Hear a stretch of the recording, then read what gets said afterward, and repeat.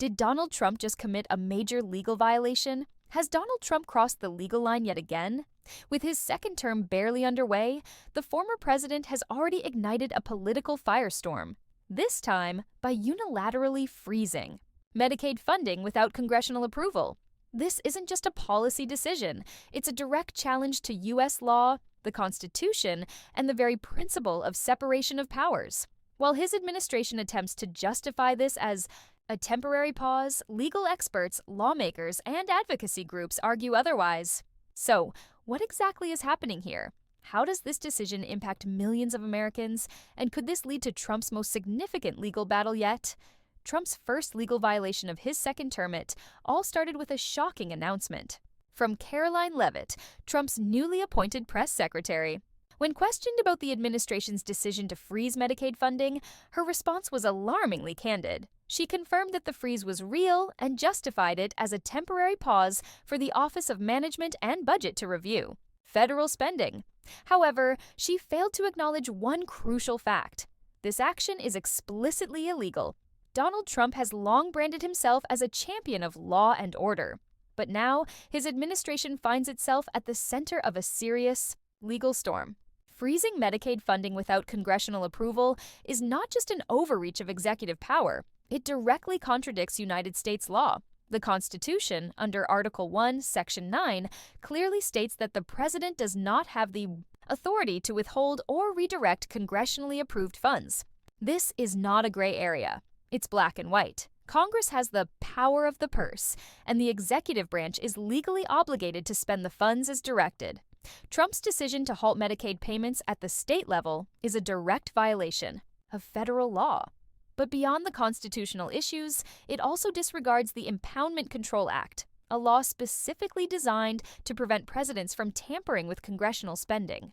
This act was enacted in response to Richard Nixon, who repeatedly attempted to withhold government funds without congressional approval. The law explicitly states that the president cannot delay or withhold funds that have been legally appropriated, unless Congress grants permission. Simply put, Trump's action isn't just controversial, it's illegal. The legal and constitutional crisis. To fully grasp the magnitude of this situation, it's essential to understand the legal framework governing government spending in the U.S. Once Congress approves funding for a program, that money must be used as intended. There is no room for reinterpretation or executive discretion in deciding whether to distribute the funds. The separation of powers exists precisely to prevent unilateral decisions like this, where a single branch of government assumes control over financial resources meant for the American people. The only legal ways a president can request changes to congressional spending are through two formal processes: rescission and deferral. Rescission allows the president to propose the cancellation of specific funds, but Congress must approve the request within 45 days. If Congress rejects the proposal, the funds must be spent as originally intended. The second option, deferral, permits the president to temporarily delay spending, but only for administrative reasons, such as a technical issue with fund distribution. The president cannot defer spending simply because they disagree with the policy behind it. Yet, that is precisely what Trump is attempting to do. Leavitt's statement makes it clear that the Medicaid freeze is happening to realign government spending with Trump's agenda, not for any logistical or administrative reason. That alone makes it illegal. But what makes this even more alarming is the fact that Medicaid is classified as mandatory spending. Unlike discretionary programs, which require annual appropriations, mandatory spending programs like Medicaid are automatically funded under permanent laws. This ensures that vital programs cannot be arbitrarily withheld or cut off due to political agendas. By interfering with this process, Trump is not only disrupting a crucial healthcare program, but also challenging the fundamental legal framework that keeps such programs running without political interference. Real-world consequences. Millions at risk. Trump's Medicaid freeze is not just a legal issue, it's a humanitarian crisis in the making. Medicaid provides essential healthcare services to millions of low-income Americans, including seniors, disabled individuals, and children. By halting these funds, Trump's administration is actively jeopardizing the well-being of some of the nation's most vulnerable populations. Hospitals, doctors, and healthcare providers that rely on Medicaid reimbursements now face financial uncertainty. If this freeze continues, medical facilities operating on tight budgets may struggle to pay staff, purchase necessary supplies, or even remain open. Some healthcare providers might be forced to stop accepting Medicaid patients altogether, leaving millions of people without access to essential medical care. The effects of this decision extend far beyond healthcare facilities. Medicaid covers nearly half of all births in the United States and serves as the primary payer for nursing home care. If states cannot bridge the funding gap quickly, many elderly individuals who rely on Medicaid-funded long-term care facilities could face forced relocations or a complete loss of care options. The freeze also disproportionately impacts children. Through the Children's Health Insurance Program, CHIP, which remains unprotected under this new policy, this contradicts Trump's past campaign promises to safeguard essential government programs. While he often vowed to protect Medicare and Social Security, he never made the same explicit pledge for Medicaid, an omission that is now proving to have devastating consequences. The legal battles begin. Will the courts stop Trump? With so much at stake, legal action was inevitable.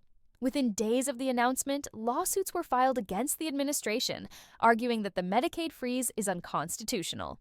A judge has temporarily blocked Trump's spending freeze until February 3rd, giving the courts time to fully assess the situation.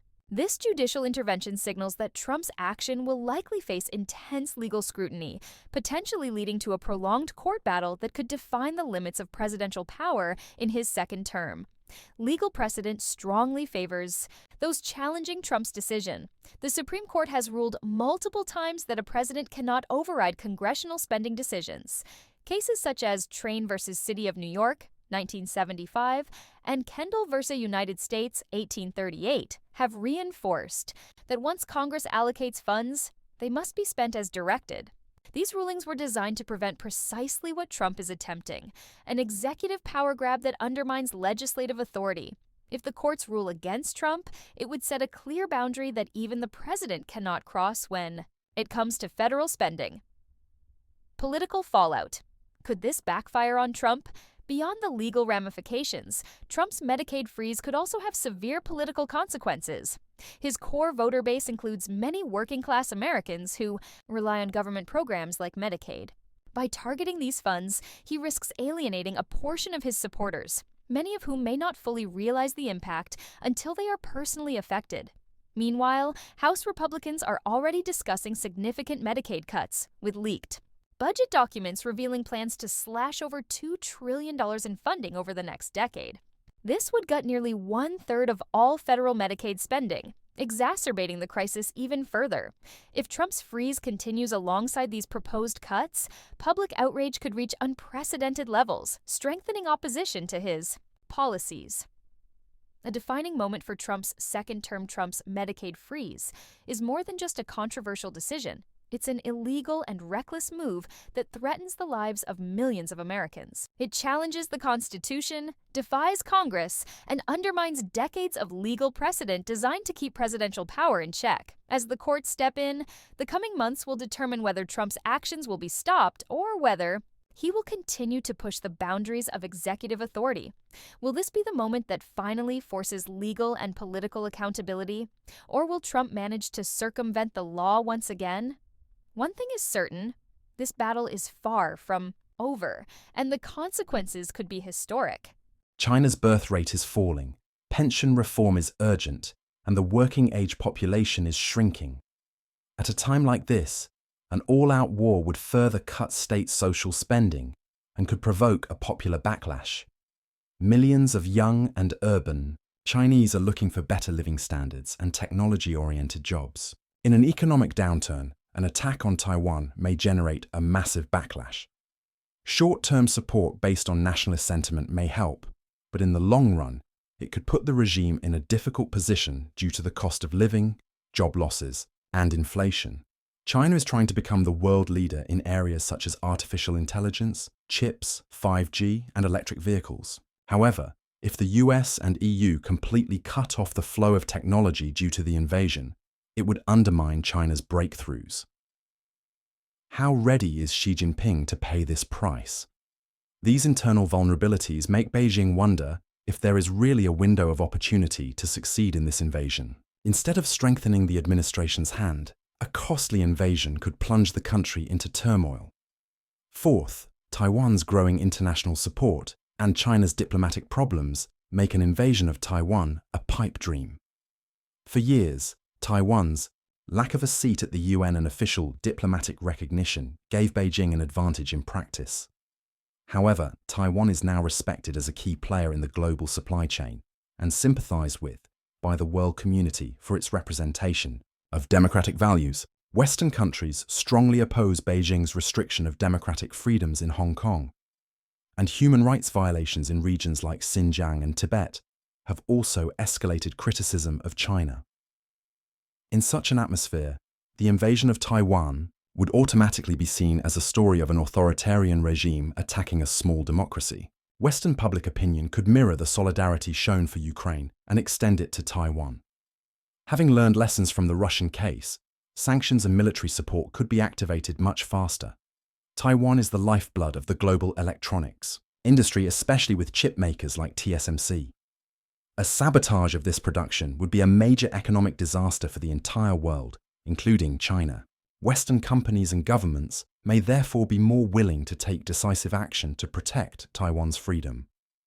Countries like Japan, Germany, and South Korea also rely on Taiwan for their technology supply chains, and Beijing knows that an invasion would also destroy relations with those countries. In the past, European countries or developing countries held a neutral stance, saying they wouldn't interfere in Taiwan.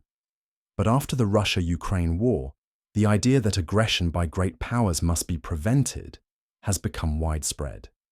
Forums, such as the US, UK, and Australia's AUKUS agreement, and the Quad, Japan, India, Australia, US, are strengthening Taiwan's relationships with European or Asian capitals.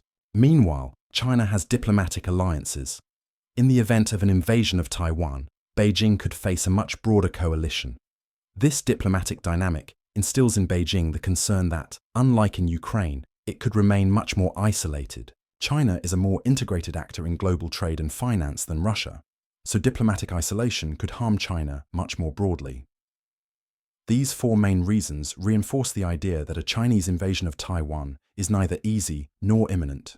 While at first glance the military balance between the massive PLA force and tiny Taiwan may seem to favor Beijing, the reality is that Taiwan's improved defense capacity, US-led regional and global support, China's fragile economic and social situation, and Taiwan's growing diplomatic legitimacy sabotage Beijing's short-term invasion scenario. On the military front, the US, Japan, and friendly countries in the region are likely to react quickly. Taiwan could turn the landing into a nightmare with an asymmetric strategy. On the economic front, China could face international sanctions and supply chain paralysis, jeopardizing domestic social stability. On the diplomatic front, the West could build a broad coalition to defend Taiwan's democratic identity and isolate Beijing with the UN reform and universal values card. The longer China delays, the stronger Taiwan becomes, but at the same time, Beijing's own internal weaknesses are becoming apparent. Instead of finding a better window of opportunity in the future, it may face increasing risks. Of course, nothing is guaranteed. Strategic calculations can change quickly. But the current picture casts doubt on Beijing's thesis that it can seize Taiwan in a few weeks. A short blitzkrieg victory has become highly unlikely, no matter how prepared the Chinese. Leadership is for the global and regional fallout of such a gamble. The consequences are hard to predict. Taiwan, too, is not idle.